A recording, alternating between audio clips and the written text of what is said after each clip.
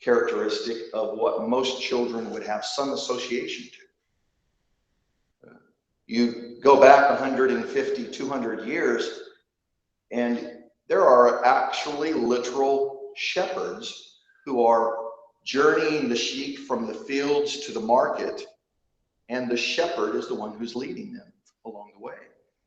And so through the city or through the market or through the countryside, children would identify a shepherd leading the sheep along the way.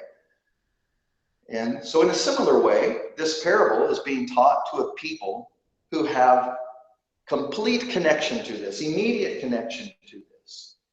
They know it, they understand it, they see visually everything that Jesus is saying when he says these things. It gets lost on us, especially in a Western culture. Not so much the Eastern or European, but certainly in a modern Western culture. Strangely enough, in our region of the world where we would have a higher percentage of sheep than perhaps in other parts of the country, by the large migration of the Basque community, who actually still shepherd sheep in the hills. But today, most sheep are not led by shepherds. You know what they're led by? By a dog. A big, it could be a Ford F-150. Or an alpaca, but essentially another animal. You walk up on a herd of sheep today in the wilderness, you'll be hard pressed to find a shepherd. But I guarantee you'll find the shepherd's dog or alpaca, which they raise them to be guard. The alpacas apparently are better guard dogs than dogs. Dogs are wolves, and so they put them with them to help them. So if you're ever out in the wilderness and you come upon a herd of sheep being guarded by an alpaca, run for your life.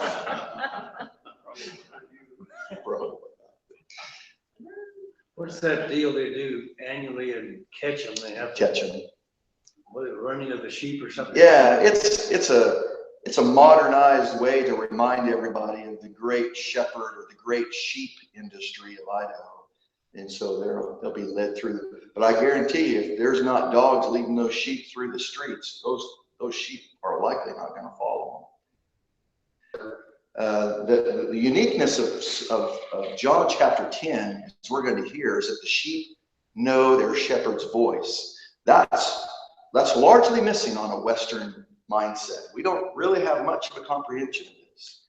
I am going to have to address my mother for just a moment in front of you publicly, not get her in trouble or anything, but I've been trying to think all week long and forgotten to ask you a couple of times. Dad, who raised sheep, the Baileys, what was the boy's name who raised them for 4-H? Stephen? I just could not remember, and even right now I'm not 100% certain, but I'm going to go ahead and take her word for it. But it's probably him. He was the youngest. Well, then I'm going to have to say she's right. That's right. I remember somewhere between my junior and senior year of high school, I really can't say specifically where this was, but I had gone out to the Baileys, and he stepped on his back porch and let out this strange, almost a yodeling kind of a sound. And next thing you know it, his 3 or 4 4-H sheep came a-running. So just for kicks, one time I stepped out, and not that I was there very often, but another time I do recall stepping out and asking him, let me try to call him in. Not a sheep came a-moving. So you decided to go with people.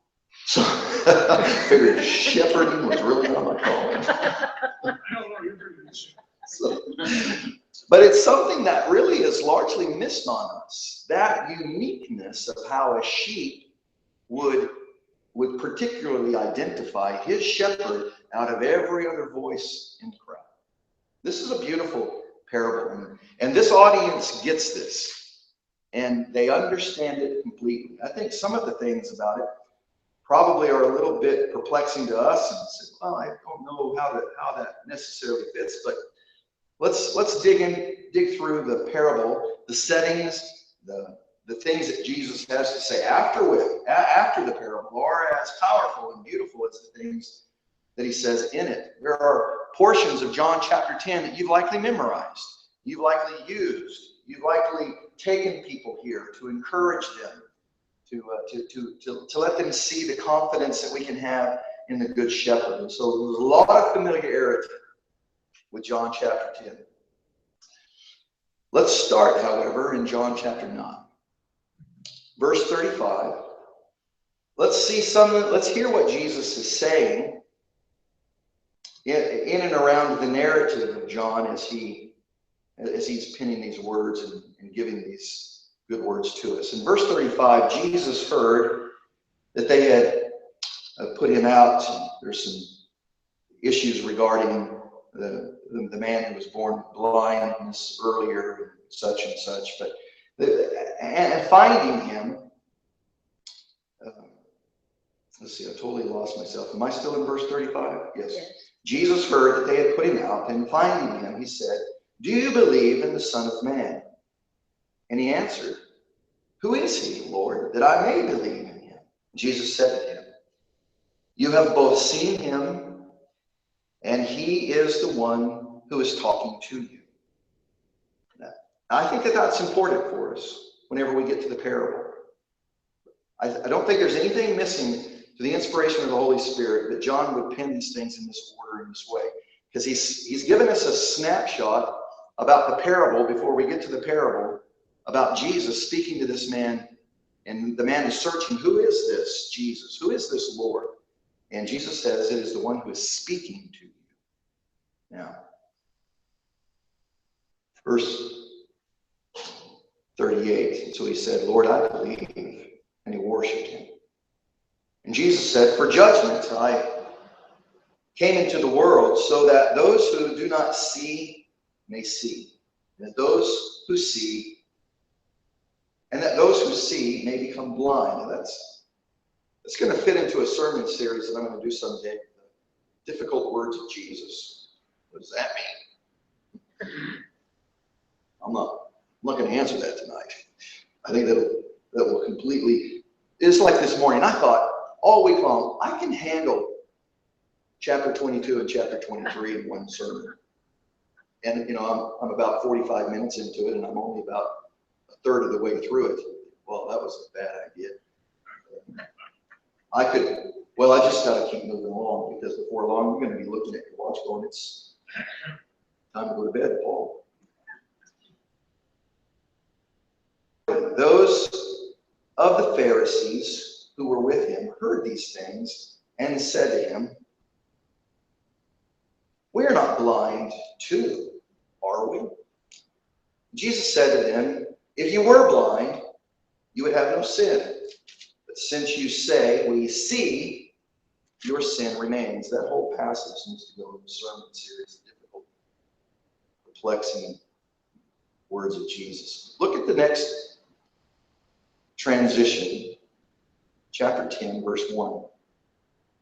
Truly, truly, you've heard every good preacher make note of this, that whenever we see a double in the Greek, that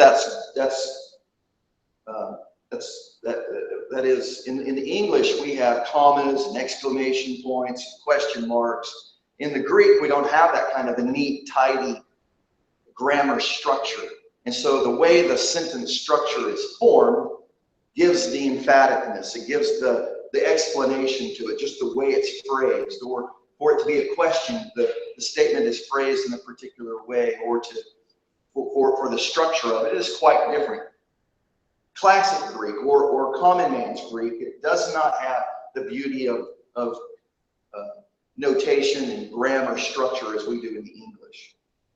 So this is, as it gets translated into our English, I think it's a blessed thing that they don't change this portion in the New Testament in addressing the emphasis that is given. So the scholars tell us that this is important. This means Jesus is saying, pay close attention to this. Pay very close attention to this. I think somehow something happened there that distracted me. So there it is, truly, truly, or in the old language, verily, verily. Almost as though it ought to be blinking on the page. Truly, truly, I say to you, he who does not enter by the door into the fold of the sheep, he climbs up some other way. He is a thief and a robber. So keep this in mind. Practically everybody who's hearing Jesus speak these words, they click with it immediately.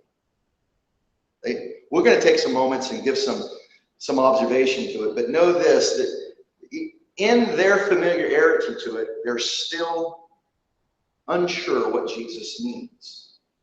They're going to say, we don't get it in a moment. Again, showing us that Jesus' use of parables is not to make him sound popular with the people. He's not using story formats to woo people to himself. Remember why he teaches in parables?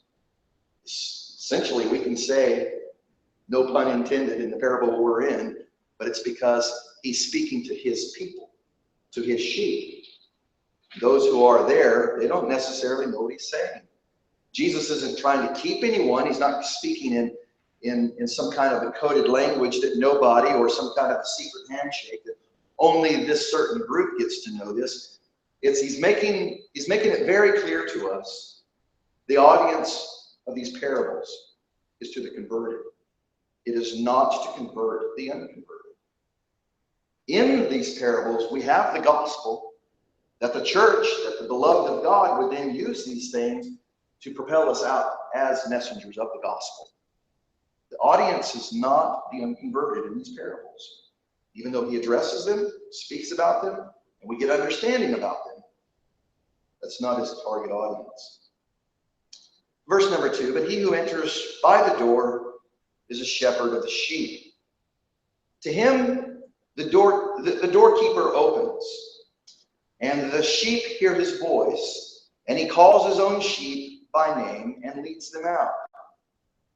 When he puts forth all his own, he goes ahead of them, and the sheep follow him because they know his voice. A stranger they simply will not follow, but will flee from him because they do not know the voice of strangers. This figure of speech Jesus spoke to them, but they did not understand. They did not understand what those things were which he had been saying to them. So Jesus said to them again, truly, truly, blinking lights. Pay close attention to this. Truly, truly, I say to you, I am the door of the sheep. So this parable, Jesus saying there is a door, there is a path. Jesus wants them to know there's no mistaking here. I'm referring to the door as myself. I am the door. And I am the door of the sheep. Verse 8, all who came before me are thieves and robbers, but the sheep did not hear them. I am the door. If anyone enters through me, he will be saved, and will go in and out and find pasture. The thief, here's a familiar piece of text, isn't it? A thief comes only to steal and kill and destroy. I came that they may have life and have it abundantly. I am the good shepherd. The good shepherd lays down his life for the sheep. He who is a hired hand and not a shepherd, who is not the owner of the sheep, sees the wolf coming, and he leaves the sheep, and he flees, and the wolf snatches them and scatters them.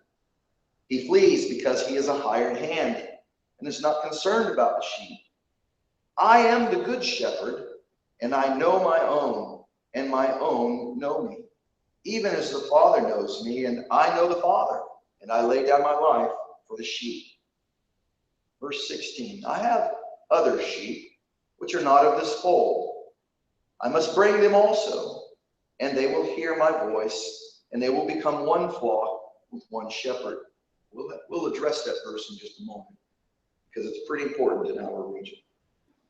For this reason, verse 17, for this reason, the Father loves me, because I lay down my life so that I may take it up again, or so that I may take it again.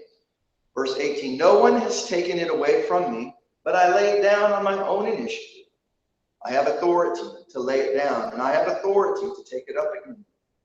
This commandment I received from my Father. A division occurred again among the Jews because of these words. Many of them were saying, he is a demon and is insane. Why do you listen to him? Others were saying, these are not the sayings of one demon-possessed. A demon cannot open the eyes of the blind, can he? Verse 22. At that time, the feast of the dedication took place in Jerusalem. It was winter, and Jesus was walking in the temple in the portico of Solomon. And the Jews then gathered around him and were saying to him, how long will you keep us in suspense? If you are the Christ, then tell us plainly. Jesus answered to them, I told you, and you do not believe. The works that I do in my Father's name, these testify of me. But you do not believe because you are not of my sheep. My sheep hear my voice, and I know them, and they follow me.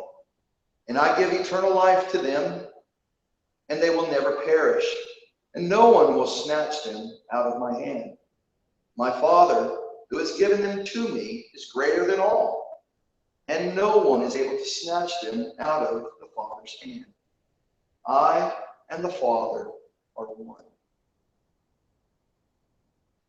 Verse 31, we see the ongoing plot to seize Jesus, to stone him. Verse 31 tells us they're attempting to do it again, meaning they've attempted to stone him multiple times prior to this.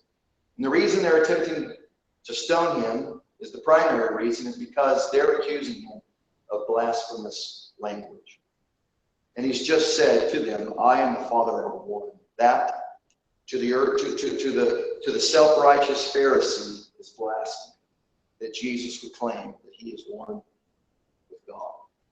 Well, we'll see some other beneficial things in the text and the usage of the parable in its blessedness for us. So Jesus makes reference to himself in the parable of the Good Shepherd.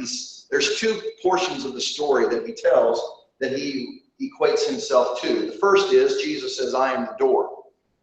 The second is Jesus makes reference to the disciples specifically. He wants them to know, in the story, I'm telling you about the shepherd and his sheep know their voice. Jesus wants the disciples to know, I am the good shepherd. I am the great shepherd.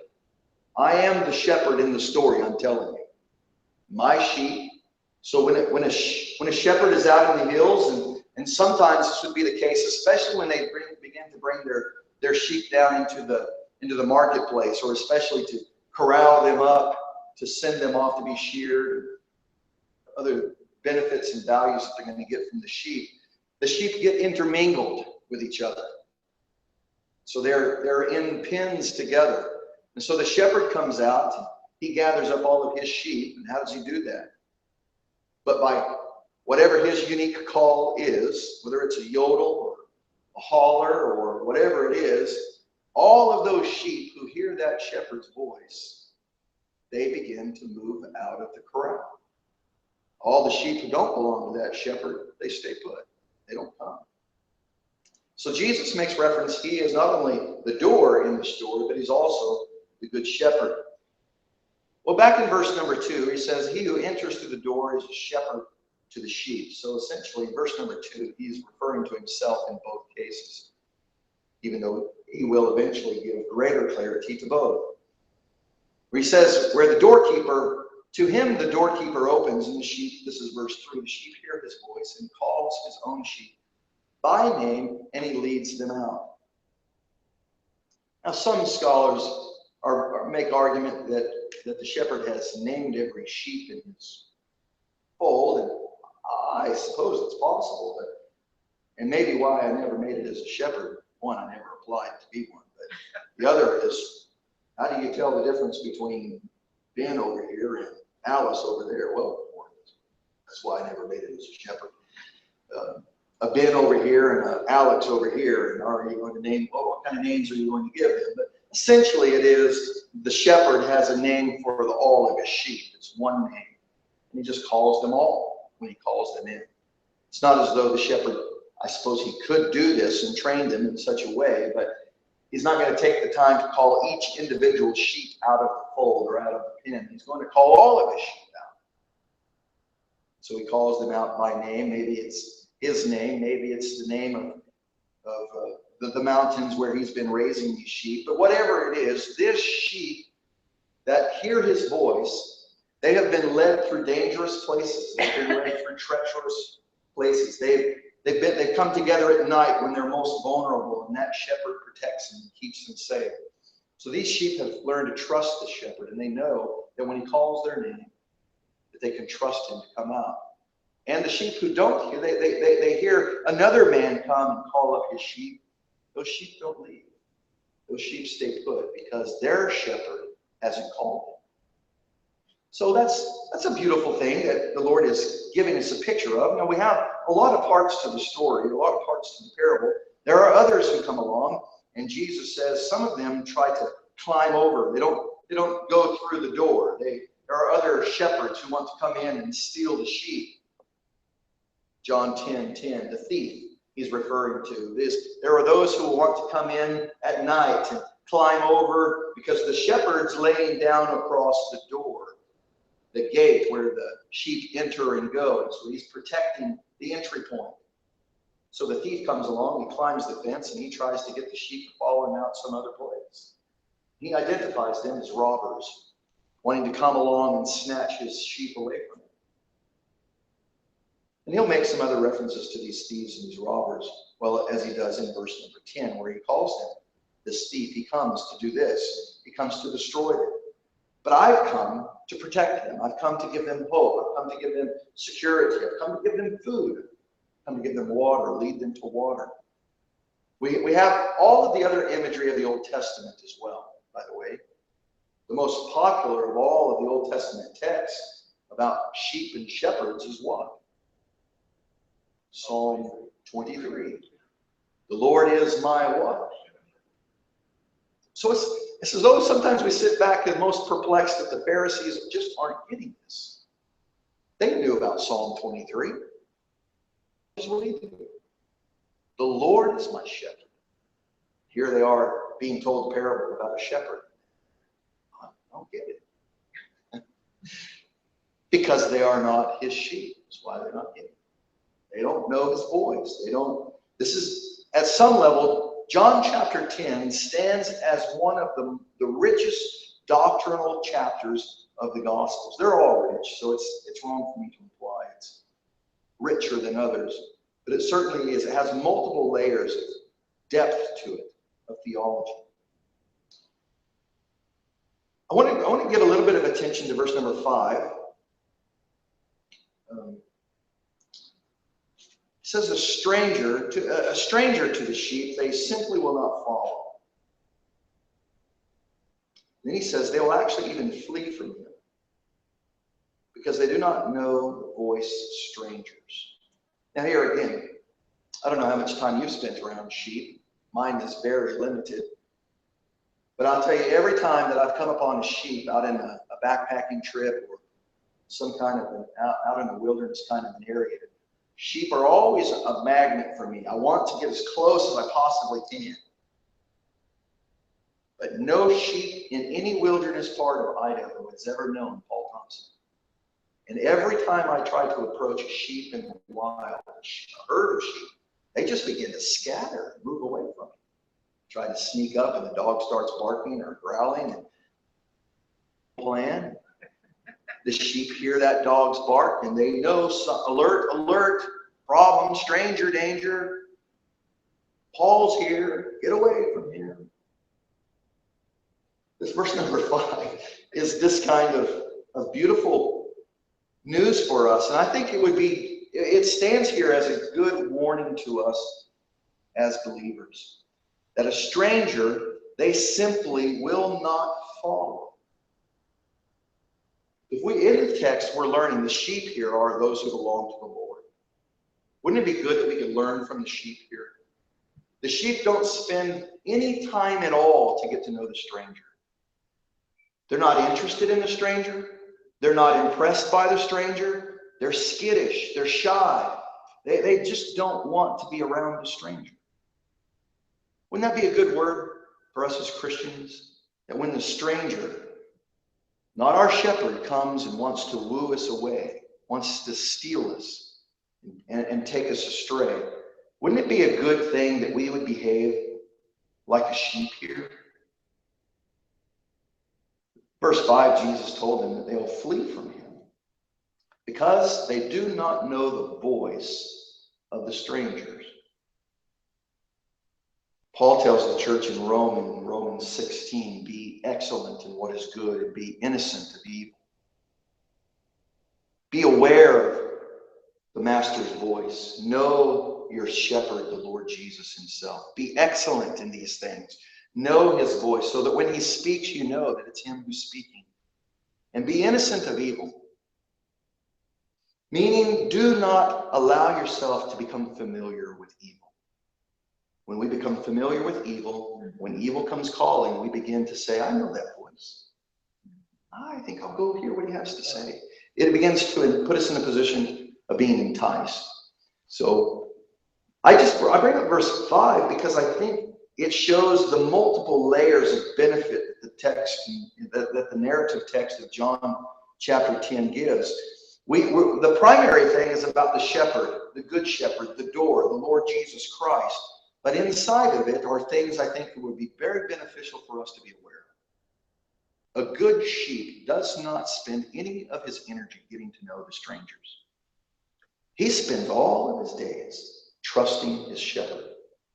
Wouldn't that be, it'd be a good word for this preacher to hear. It would be a good word for the church to hear.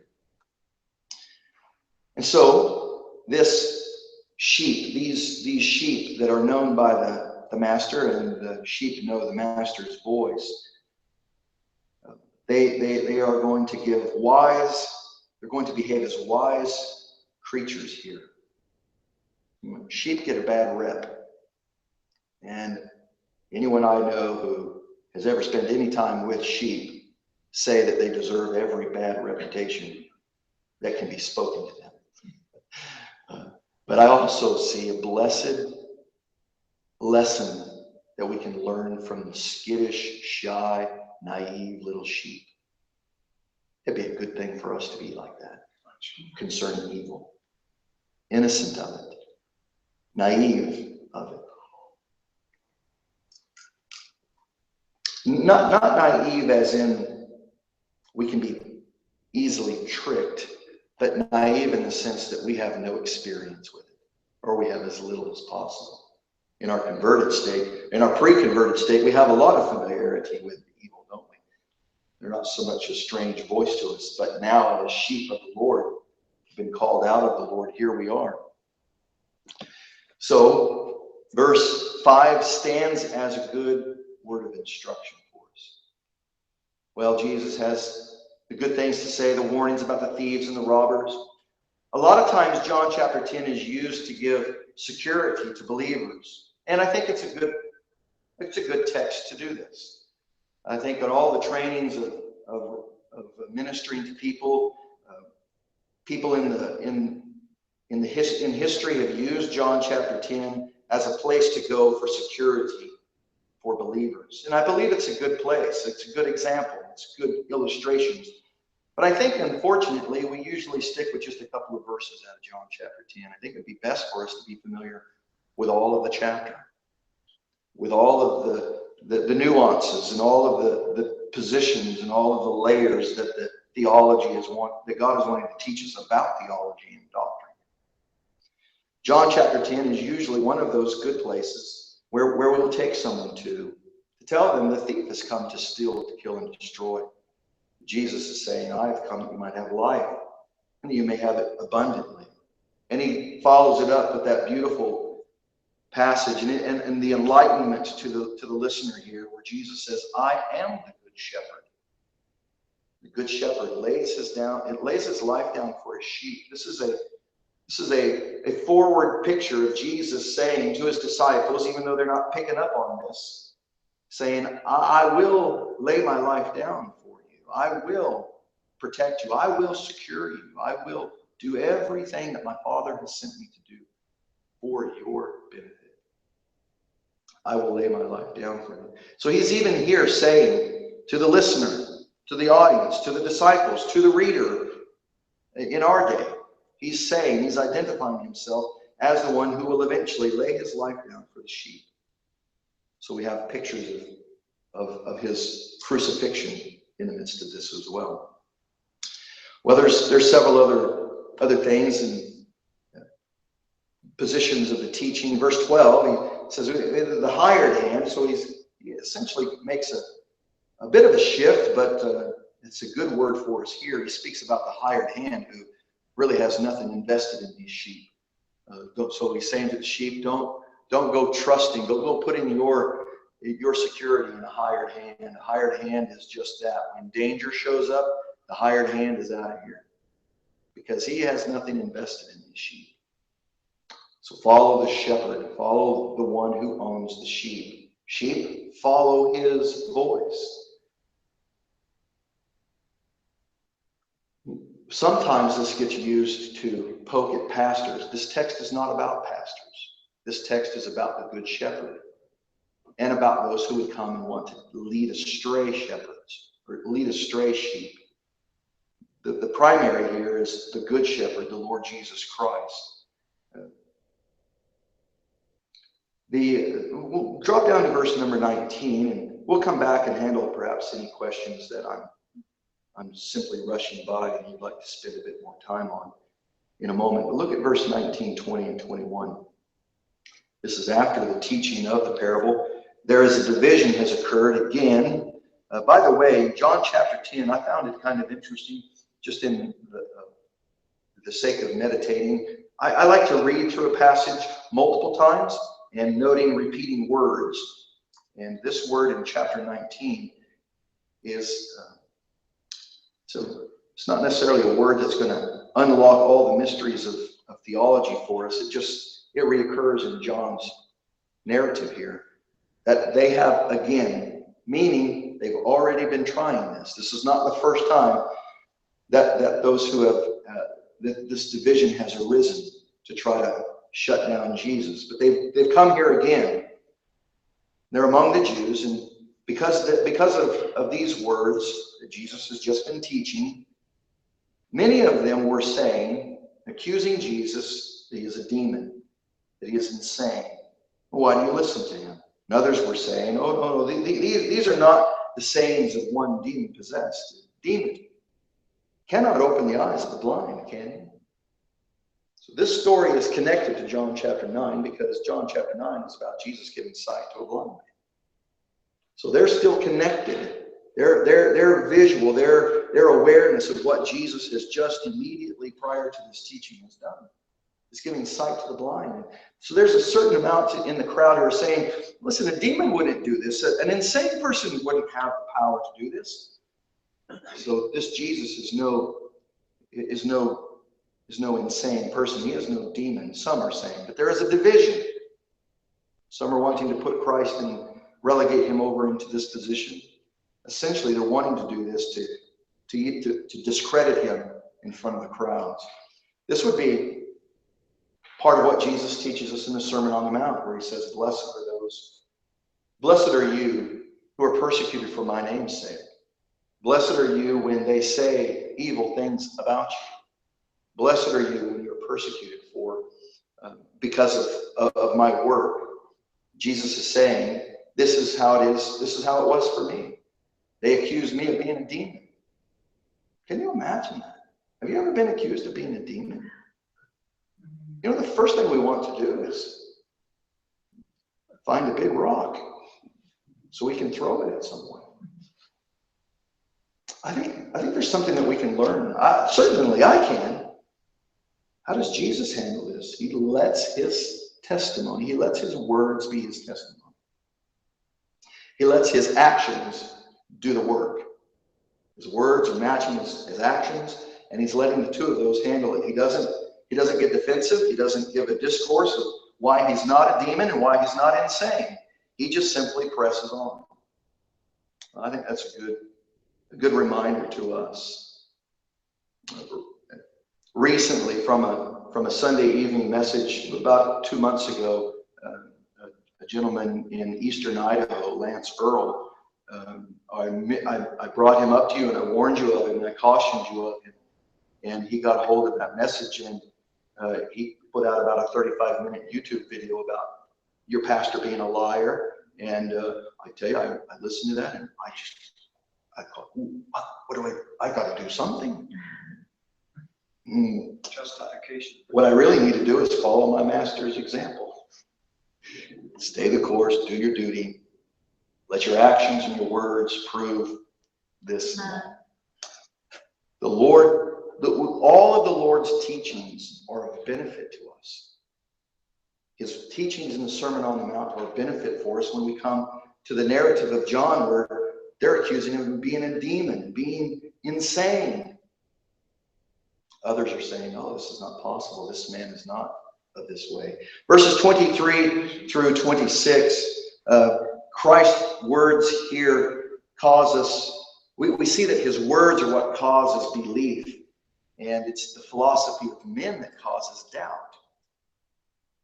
So again, where this is a good piece of scripture to take someone to, or even yourself to go to, whenever you're in seasons of doubt, look at verses 23 and 24 and see that the difference between the words of Christ that are used to bring about and cause belief to come about, and the philosophies of men or the positions of men that will bring in the doubt.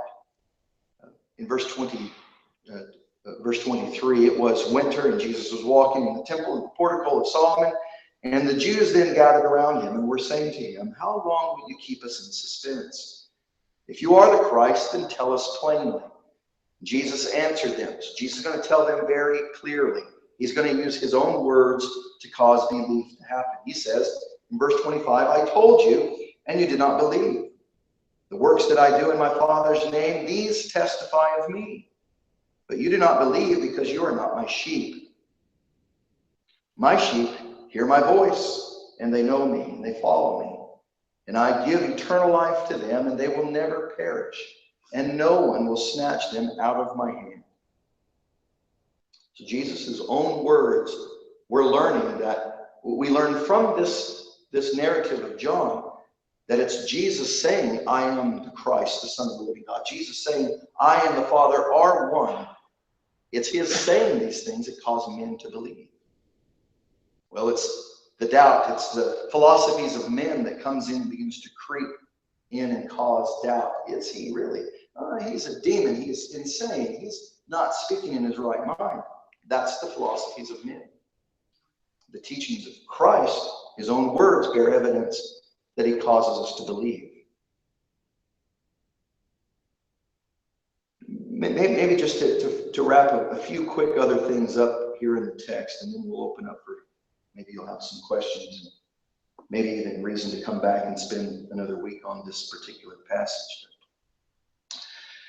Let me handle this, what gets called once saved, always saved doctrine. I believe it's a true doctrine. I just believe we've used that phrase in a misleading way. Typically, as Baptists, we're the ones who say it a lot, and we probably say it because other people have said this is what we teach. So it's kind of like the way we got our name Baptist. Fortunately, we didn't get stuck with the name they first called us, which all of a sudden I forgot what it was. The Dippers. Wouldn't you love that? East Side Dippers. Oh, thank you, Lord, for the word Baptist. But here's this. How many of you ever heard this statement? Once saved, always saved. Listen, it's a true doctrine. It's a true theology. It's accurate. It's true. I just think it's more misleading than it is beneficial, because usually what we mean by once saved, always saved is a way to defend someone who walked an aisle, prayed a prayer, and got saved, and then lived a wild life the rest of their life. And we defend them as once saved, they're in the Lord's hands always. And we use the rest of John chapter 10 to give the defense for that, because the good shepherd is going to hold them, protect them, and preserve them. Well, history is always our friend. And accurate history is even more our friend.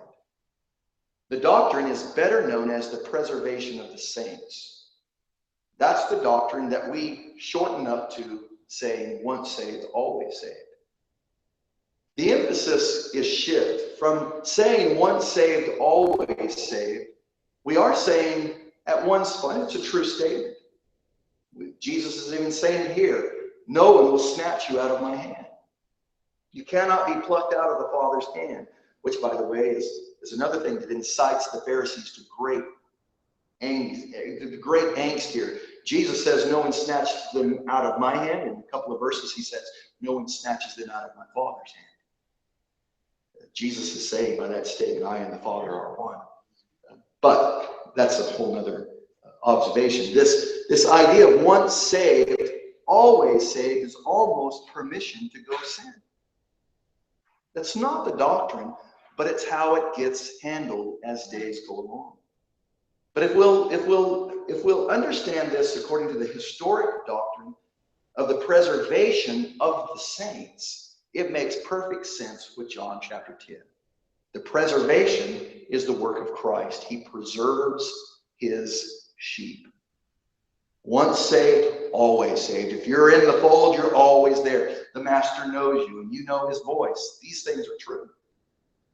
And I think it's been of benefit for us to understand this, and we do believe this. And if anyone ever says to me, you're among those people who believe once you're saved, always saved, I would emphatically agree. I do believe that. But not in the way it's usually used in our day, to somehow give perverted permission for someone to go sin and sin and sin and sin and sin and sin. But the preservation of the saints is all on the master. It's all on the shepherd. He does the saving. He does the protecting. He does the preserving. He does the work. Now, because he's my shepherd and I know his voice, I now want to obey him. I want to follow him. I don't want to go out here and sin and sin and sin and sin, knowing that he saved me, and so he's obligated to preserve me. I want to hold it in this position, in the biblical position of the preservation of the saints, which is really the more historic way of defining the doctrine, once saved, always saved. So I thought that's beneficial for us to see and to know, and maybe the history of that doctrine is a benefit for us as well. All right, as the chapter comes to a conclusion, there's more. There is that word again shows up a total of 3 times in John chapter 10. It shows up in verse 31. The Jews picked up stones again to stone him. And then it shows up again in verse 39. Therefore, they were seeking again to seize him. And he eluded their grasp, because it wasn't his time to lay down his life yet. So he eluded their grasp. All right. I don't expect that what I've done with John chapter 10 is necessarily satisfying to the whole of the text. Let's handle. If by chance you have some questions or you want some greater time spent on some portions, I do believe that next Sunday night we'll still handle John chapter 10, just because it handles so many different layers and the benefit for the believer. But do you have any questions at this point? Yes. Verse 16. Okay, good.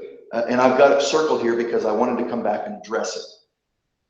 Let's handle that in greater detail next week, but let's at least handle the problem that it exists in our culture, in our region of the world. The Mormons use verse 16 to defend that they are the sheep. So let's handle that from that wrong observation and twisting of this text next week. But know that is, it's referring to the Gentiles. It's not referring to the Mormons. It's not referring to, as the Mormon doctrine teaches, that the Native American Indian are the other sheep, that they make claim are descendants of the tribes of Israel. which if you've never seen the documentary, the DNA versus the Book of Mormon, is that the one it is? The DNA versus the Book of Mormon. It's a very beneficial doc. You can get it free online.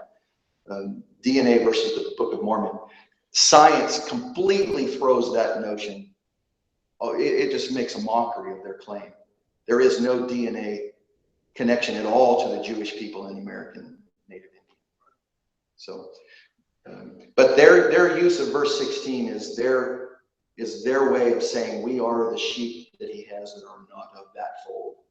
We are of this sheep. So, I was kind of thinking maybe it was, he's talking about his church, the Laodicea and Thessalonian and all that. it's exactly it. In the meaning of what he's saying, it is the Gentiles. It is those who are not they're not Jews. They are those who will believe. The church will go forth preaching and bring them in. Yeah. Any other questions? Gene, you had a thought? Or? Up in that section about where he's the door, where it says they may go in and find pasture. What's that meaning of that? Yeah, I think that's the in and out is not that they're coming in and out of